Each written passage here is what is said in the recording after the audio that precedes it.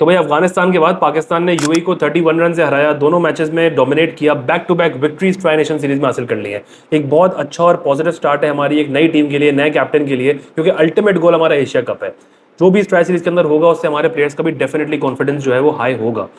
बहुत अच्छा लग रहा है देखकर, मज़ा आ रहा है। जिस इंटेंट की हम बात करते थे, मॉडर्न डे क्रिकेट की बात करते थे, उसकी एक झलक नजर आना शुरू हुई है, क्योंकि एक प्रोसेस में आपने जाना था, उस प्रोसेस में गए, टफ डिसीजन लिए, और इस प्रोसेस के अंदर मुश्किल वक्त भी आता है। ऐसा नहीं है खत्म हो गया है, आगे भी आएगा, मुश्किल वक्त आएगा, लेकिन आप इसी तरह से बैक करेंगे प्लेयर्स को, ट्रस्ट करेंगे उनके ऊपर, तो आहिस्ता आहिस्ता रिजल्ट्स भी आएंगे और वो झलक आएगी मॉडर्न डे क्रिकेट की जो हम चाहते हैं, जिसकी हम बात करते आ रहे हैं।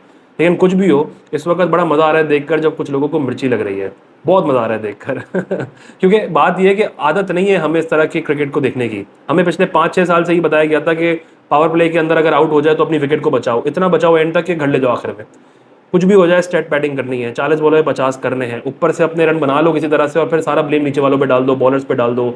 अभी 200 रन बन रहा है शारजा के अंदर, वरना पहले होता था कि जी आज ही डेफिनेटली 150 160, और अगर 150 160 बन जाए तो जी सारी गलती बॉलर्स की है, या फिर हम 10-15 रन शॉट थे। एक सिमिलर स्क्रिप्ट फॉलो होती थी। तो अच्छा लग रहा है देखकर, आदत नहीं है हमें इस तरह क्रिकेट की। मतलब कितनी अजीब सी बात है ना कि ना कोई स्टैट बैटिंग की बात हो रही है, ना कोई सेल्फिश अप्रोच की बात हो रही है, ना 40 बॉलों में 50, ना अपनी एवरेज, ना अपने रन्स, कुछ भी नहीं। ये नहीं कि ऊपर वाले ने कर लिया बाकी 10 क्यों नहीं कर रहा है, ऊपर वाले कर रहे हैं, ऊपर वाले नहीं कर पा रहे हैं तो फिर नीचे आगे से कोई संभाल रहा है, कोई 23 बॉलों में 50 बना रहा है, कोई 25 बॉलों में 50 बना रहा है। ऊपर पावर प्ले में 2 आउट हो गए हमारे आज, उसके बाद भी 9.5 के रन रेट पे मुसलसल बैटिंग होती रही, इंटेंट दिखाई, अग्रेसिव अप्रोच दिखाई कि भाई आउट हो गया कोई बात नहीं, प्रेशर नहीं लेना है, अगली टीम के ऊपर हमने चढ़ के खेलना है, ऊपर आके खेलना है। 6 ओवर में 55 बना लिए, 10 ओवर में 100 कर लिया। वरना मुझे याद है 2021 के T20 वर्ल्ड कप में जब बाबर और रिजवान बैटिंग कर रहे थे और स्कॉटलैंड के अगेंस्ट 6 ओवर में 36 रन, 36 रन बनाए थे 6 ओवर में, और 10 ओवर में 60 नहीं बने थे हमसे, 60 नहीं हुए थे, यहाँ 100 कर लिए। शारजा की पिच पे 200 बना रहे हैं। मतलब ये इंटेंट है भाई, ये अप्रोच है। और आगा जी की क्या ही बात करें भाई, आगा जी ने ना पर्सनल ले लिया है। उसने कहा है जो हमारी क्रिकेट का जनाजा निकालने आ रहे थे, अब उन्हीं के एजेंडा का जनाजा अपने कंधे पे लेके जाऊंगा उसने पर्सनल ले लिया है। वो 130 नहीं बनेंगे, शोएब अख्तर ने कहा था, उसके बाद 180 बन गए, आज 200 बना लिए। तो प्योर डोमिनेंस नजर आई है, डोमिनेट किया है। वो एक भूख नजर आ रही है हमारी टीम के अंदर, हमारे प्लेयर्स के अंदर, कि उन्होंने कुछ करना है। और यहाँ पे आपको एक यूनिट नजर आ रहा है, टीम नजर आ रहा है, कोई ऊपर से खेल रहा है, कोई नीचे आके खेल रहा है, कोई सेल्फिश अप्रोच नहीं है, जिसकी जो जगह है वहां पे खिलाने की कोशिश की जा रही है। कुछ है मसले अभी भी प्लेइंग 11 के, किस जगह पे कौन से प्लेयर को खेलना चाहिए, लेकिन बाकी बहुत सारी चीजें सॉर्ट आउट हो रही हैं आहिस्ता आहिस्ता, और हमें वो रिजल्ट के अंदर नजर भी आ रहा है। So very well done once again, बहुत अच्छा लगा, बहुत अच्छा खेला उन्होंने। खैर आज के मैच की बात करते हैं। टॉस के वक्त थोड़ा सा हैरान मैं ये हुआ था कि 2 चेंजेस हुई और हारिस रऊफ और शाहीन दोनों को एक साथ ड्रॉप कर दिया। सेफ थे, हम पहला मैच जीत चुके थे, शायद इसी वजह से उन्होंने दोनों को रेस्ट दिया। लेकिन फ़हीम अशरफ को कोई रेस्ट नहीं दे सकता, किसी में हिम्मत नहीं है कि फ़हीम अशरफ को आके रेस्ट दे दे। फ़हीम अशरफ ना वो प्राइम एग्जाम्पल है उस बात की कि खाता है तो लगाता भी है। वो 1 ओवर कराएगा, 14 रन खाएगा, और जाके बैटिंग में भी उतने ही रन बनाएगा, 14 रन। पहले मैच में 14 रन बनाए आखिरी ओवर में आके, और 1 ओवर 14 रन खा लिए। दूसरे मैच में आज यूएई के अगेंस्ट उसने 10 बॉलों पे 15 रन बनाए, और इसी तरह 2 ओवर में 15 रन दिए। तो जो खाता है वो लगाता भी है। तो उसको फ़हीम अशरफ को कोई जो है वो ड्रॉप नहीं कर सकता, वो रेस्ट नहीं कर सकते। मुझे लगा था कि शायद फ़हीम को हटा के अबरार को खिला दें और अबरार सुफियान इकट्ठे खेल रहे हूँ, लेकिन वही हुआ जो पिछले मैच में हम बात कर रहे थे कि सुफियान आपको हर मैच नहीं जिताएगा, सुफियान आपको हर मैच के अंदर परफॉर्मेंस नहीं दे सकता। किसी दिन उसका ऑफ डे हुआ तो दूसरे एंड पे कौन होगा संभालने वाला? अबरार होगा, और हम अबरार को खिला ही नहीं रहे। इन कंडीशन में आप यूज़ नहीं कर रहे हैं उसको। देखिए 200 रन पाकिस्तान ने बनाए थे, मैच पाकिस्तान का था, लेकिन सबसे बड़ा कंसर्निंग पार्ट अभी भी हमारे बॉलर्स हैं। अगर किसी दिन बैटिंग कोलैप्स हो गई, हम बॉलर पे तो ट्रस्ट ही नहीं कर सकते। जिस तरह से आसिफ ने मारा है हमारे बॉलर्स को, Hasan Ali 47 run in 4 overs, Sufiyan Muqeem ने 44 रन। खैर सुफियान मुकीम का तो इनको मौका मिल गया ड्रॉप करने का, ये तो इंतजार में होते हैं सुफियान मुकीम को किसी वक्त ड्रॉप कर दें। अब वही हुआ है, एक ऑफ डे हुआ है सुफियान मुकीम का, अब वो बाहर हो जाएगा, अबरार उस जगह आ जाएगा, और फिर पता नहीं सुफियान मुकीम को कब दोबारा चांस मिले। ये इंतजार करते हैं सुफियान मुकीम को ड्रॉप करने का, अनफॉर्चुनेट है, और वही अब उसके साथ हो रहा है। खैर बैटिंग पे आते हैं पाकिस्तान की। शुरुआत में फरहान ने कुछ खास नहीं किया। यही होता है, आप इस इंटेंट और इस माइंडसेट के साथ जब खेलना शुरू करते हैं तो 4-5 मैचेस आपके अच्छे जाते हैं, एक मैच आपका बहुत बुरा जाता है। तो फरहान का स्टार्ट अच्छा नहीं था। पिछले मैच में स्टार्ट उन्होंने अच्छा दिया, तेज़ खेलने की कोशिश की थी, इस मैच में नहीं कर सके। पिछले मैच में साइम अनकंफर्टेबल थे, इस मैच में साइम सबसे ज़्यादा कंफर्टेबल लग रहे थे। जो साइम ने आज खेला है, यही हम पिछले मैच में बात कर रहे थे कि अपने आप को बैक करे, कॉन्फिडेंस की ज़रूरत है उसको, वो आकर खेले, क्योंकि साइम की रिकवरी या साइम के रन्स हमारी जीत के लिए बहुत इंपॉर्टेंट होंगे। आगे भी किसी भी बड़े मैच के अंदर हमें ऊपर से अगर किसी की ज़रूरत है तो वो साइम अयूब की है। बहुत अच्छा लगा उसने जिस तरह खेला।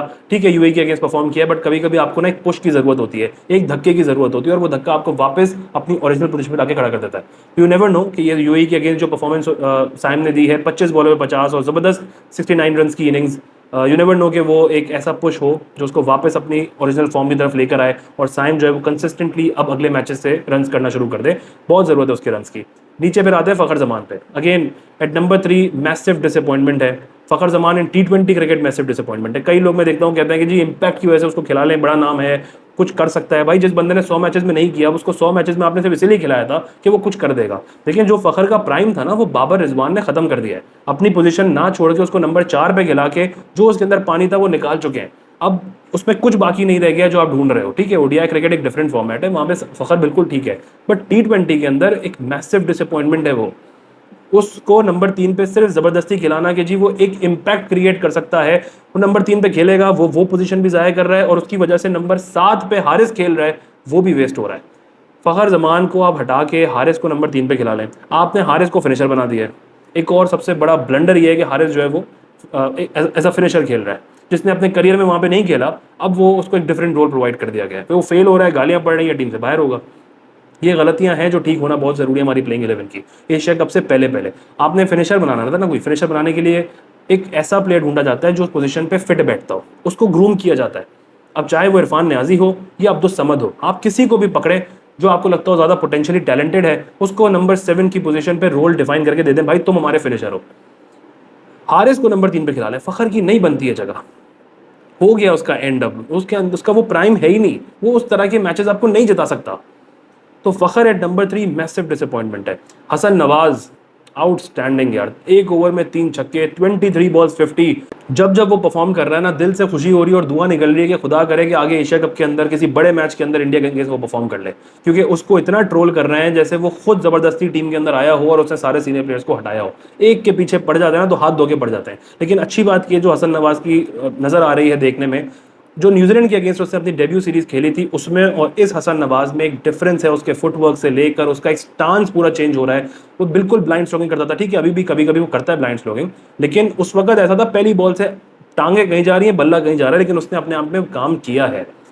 वो थोड़ा बहुत नजर आया कि भाई टाइम लेके शुरू कर रहा है, 5 6 7 बॉलों को देख रहा है, उसके बाद वो हर बॉल पे ब्लाइंड स्ट्रोकिंग नहीं कर रहा है, वो प्रॉपर शॉट्स खेलना शुरू कर रहा है, जो कि एक बड़ा अच्छा और पॉजिटिव चेंज है हसन नवाज को देखकर कि अपने ऊपर काम कर रहा है। वो मैच विनर है, अच्छा टैलेंट है, उसके अंदर एक इंटेंट है, करने की भूख है। बस आई होप कि भाई वो किसी तरह से कर जाए और एशिया कप के अंदर परफॉर्म कर जाए। जितने लोग इस वक्त उसको ट्रोल कर रहे हैं ना, प्रॉपर जवाब दे देगा वो सबको। टैलेंट तो उसमें बहुत भरा हुआ है, और जिस तरह उसने बैटिंग की है, जिस तरह उसने शॉट्स खेले हैं, कमाल खेले हैं।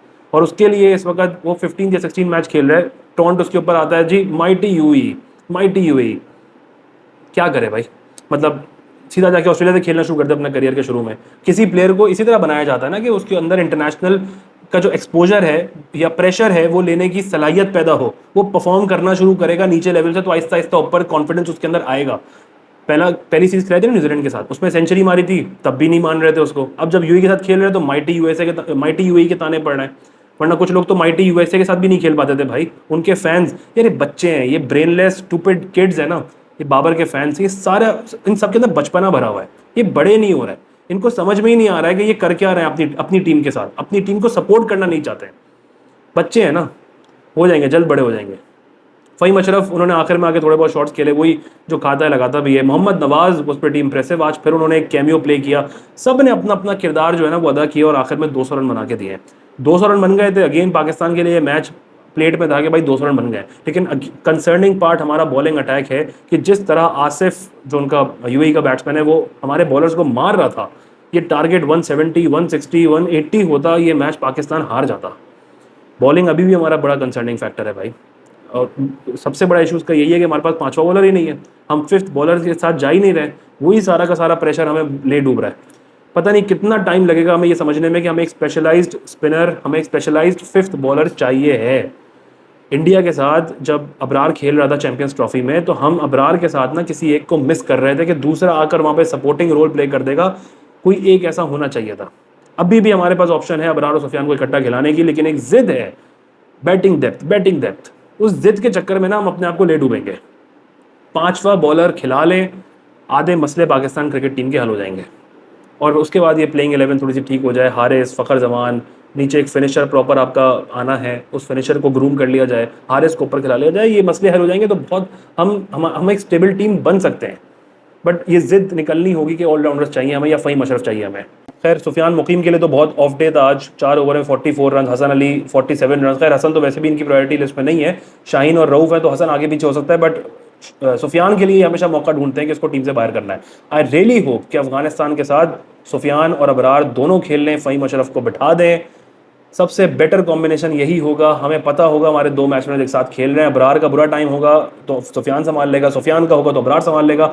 अगर इनमें से कोई एक बाहर होगा और एक खेलेगा तो भाई आगा, साइम, अयूब, इनसे आप हर वक्त नहीं एतमाद कर सकते कि भाई सुफियान का बैड डे चल रहा है तो आगे साइम जिता देगा या आगा जिता देगा। तो हमें 2 प्रॉपर स्पिनर्स नीचे चाहिए हैं, इकट्ठे चाहिए, या फिर चलो वसीम जूनियर को खिला लो, लेकिन 5 बॉलर्स अपने पूरे कर लें।